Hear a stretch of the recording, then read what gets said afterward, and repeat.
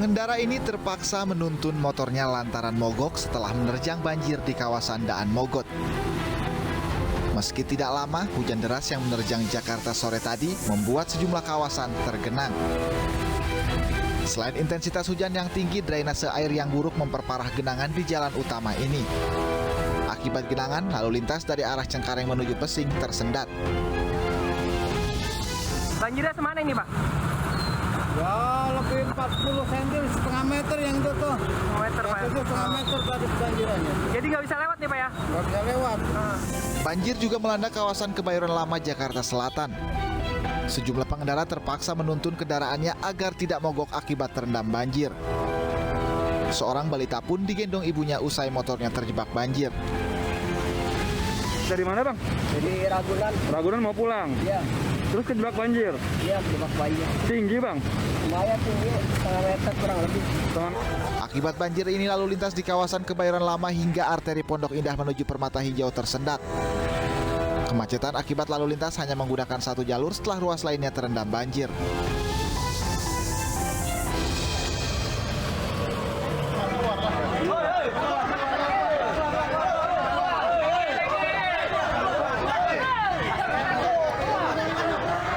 Warga desa Buluh Kasab dikejutkan dengan tewasnya Hafiz Binawi di rumahnya di Kabupaten Batanghari, Jambi. Korban tewas akibat ditembak dengan senjata api rakitan oleh orang yang dikenalnya. Kasus pembunuhan ini diduga terjadi akibat buntut cekcok mulut pelaku dan korban. Berdasarkan penyelidikan, pelaku diketahui berniat menggadaikan mesin gerinda kepada korban sebesar Rp70.000. Naas transaksi antara korban dan pelaku kandas dan berujung kematian. Jenazah korban selanjutnya dievakuasi petugas ke rumah sakit untuk diautopsi. Sebelumnya ada rencana menjual Grendra, mesin Grendra dengan harga Rp70.000 kepada korban. Namun korban tidak jadi membeli, sehingga Grendra itu hilang karena ditaruh depan rumah. Menurut keterangan dari saksi-saksi tadi, ditaruh depan rumah korban. Hingga saat ini polisi masih memburu terduga pelaku. Proyektil dan senjata yang disita polisi sedianya menjadi bekal pengembangan penyelidikan.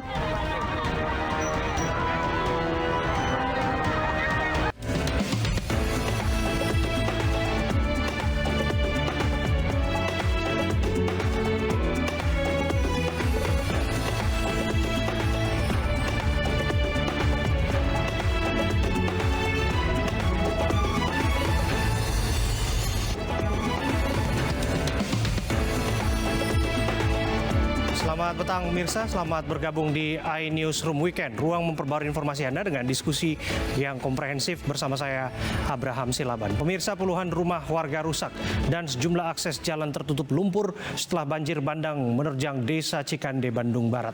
Proses pembersihan sisa banjir terkendala minimnya bantuan alat berat.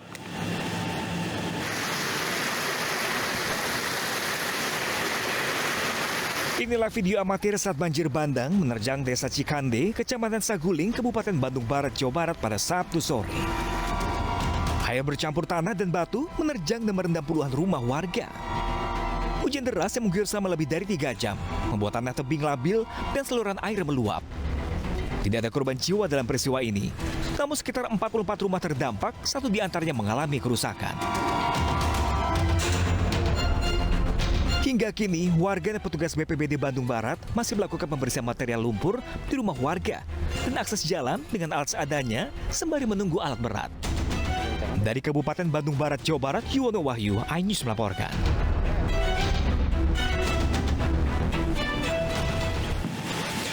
Pengendara becak motor tewas tersetrum usai memarkirkan becak motornya dekat tiang listrik saat banjir rob. Warga tidak berani menyelamatkan korban karena arus listrik belum padam.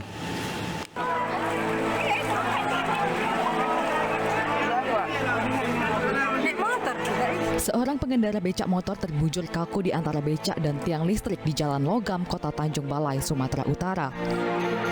Sekitar 1 jam menunggu, warga mengevakuasi korban setelah arus listrik dipadamkan.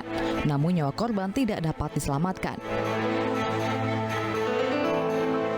Peristiwa ini terjadi saat korban hendak memarkirkan becak motornya ke tepi jalan yang saat itu dikepung banjir rob. Jadi sudah dia memarkirkan, dia terkena tiang lampu pahanya. Jadi dengan terkena pahanya karena tiang lampu dia menggeletar kan gitu kan, lama-lama jatuh. Sesudah jatuh kami masyarakat kan tak bisa membantu karena bantalan pasir ini pun ikut kontak.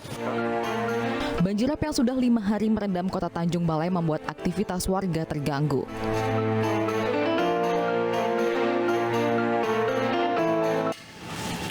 Kecelakaan maut akibat sopir mengantuk kembali terjadi. 4 tewas dalam kecelakaan usai sopir truk mengantuk dan menabrak 5 kendaraan di jalan menurun.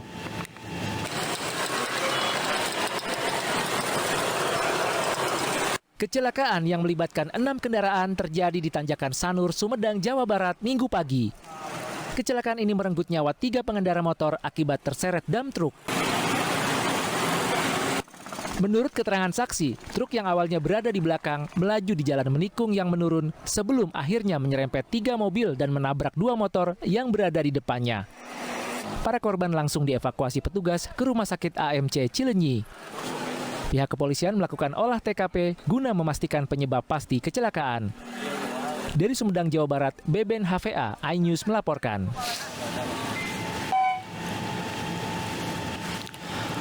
Di tengah permukiman padat penduduk Kota Bandung terdapat sebuah makam tua hingga kini masih terjaga. Makam tersebut menempel dengan dinding rumah warga.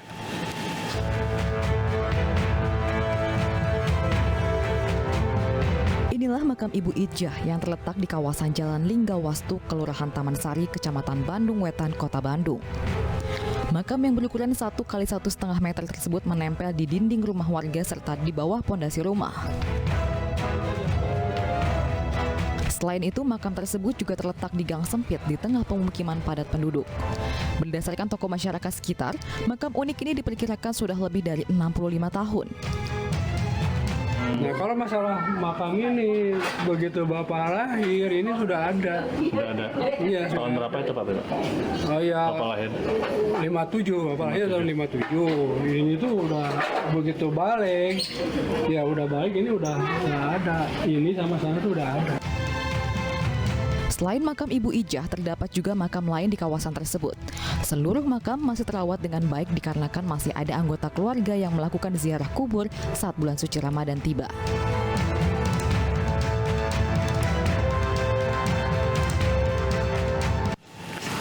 Aksi konten kreator yang diduga tengah berupaya memanggil arwah almarhumah Vanessa Angel menuai kecaman. Aksi Kisoleh Pet menuai respon negatif usai membuat konten memanggil arwah Vanessa. Setelah mendapat kecaman, Kisoleh Pet menarik video tersebut dari peredaran. Konten kreator tersebut berdalih mendatangi lokasi kecelakaan untuk mendoakan almarhumah Vanessa Angel.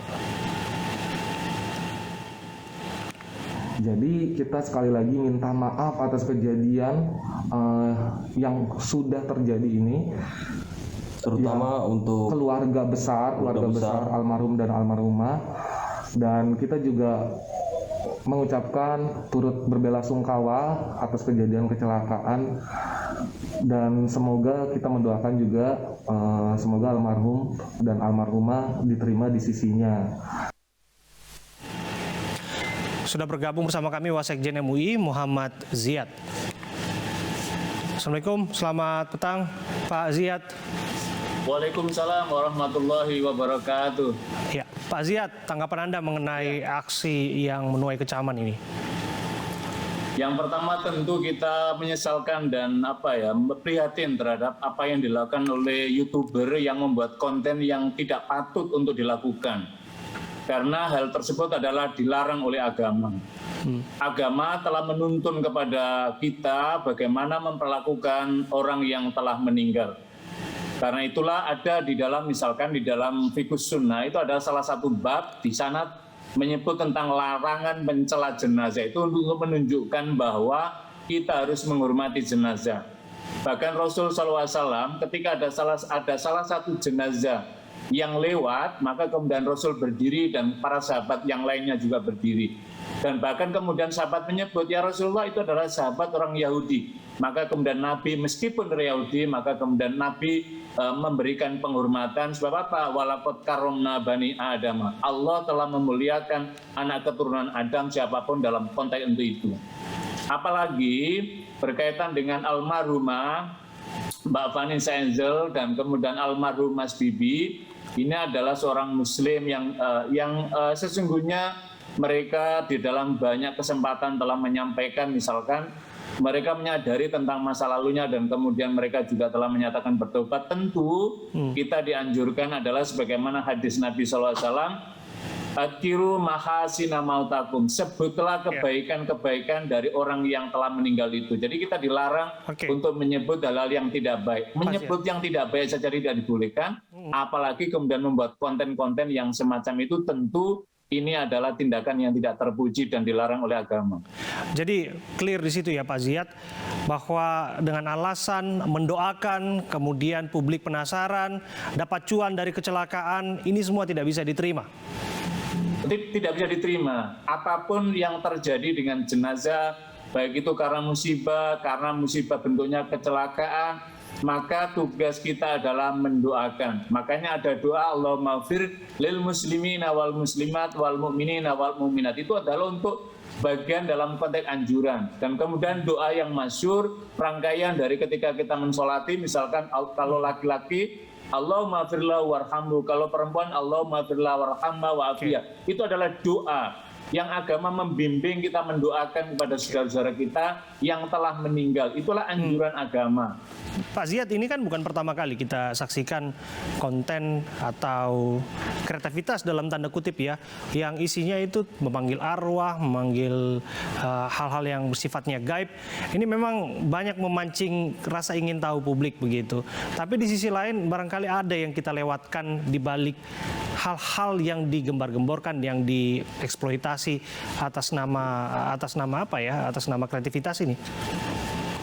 Jadi orang boleh melakukan kreativitas, tetapi ada batasan dalam hal-hal kreativitas itu. Ada kepatutan, ada nilai yang dilarang dalam kaitan dengan agama. Maka kita jangan sampai memasuki kreativitas itu, memasuki kawasan yang dilarang oleh agama. Apalagi ini menyangkut jenazah, menyangkut saudara kita yang telah mendahului kita, dan tidak ada alasan apapun yang kemudian dengan cara memanggil arwah dan seterusnya. Itu adalah tindakan-tindakan yang tidak dibetulkan oleh agama.